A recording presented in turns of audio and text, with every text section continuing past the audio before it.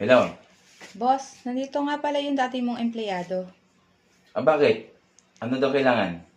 Manghihingi sana ng tulong kasi wala daw siyang pang-inom. Ganun ba? Walang pang-inom?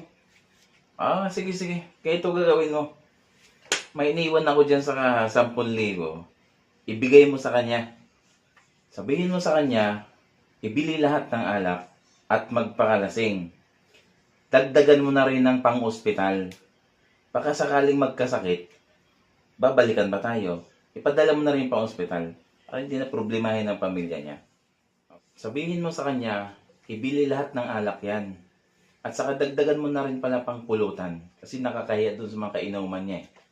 O sige, pagbigyan mo na rin yan, i-advance mo na lahat para di na bumalik yan. O siya nga pala, bagong ka pala umalis yan, kuhanin mo na rin ang GCash number. Kasi baka kapusin sila sa pang-inom. Sabihin mo mag-message lang at magsisend lang tayo sa GCash. Okay? Okay, boss. O sige, sige. Thank you.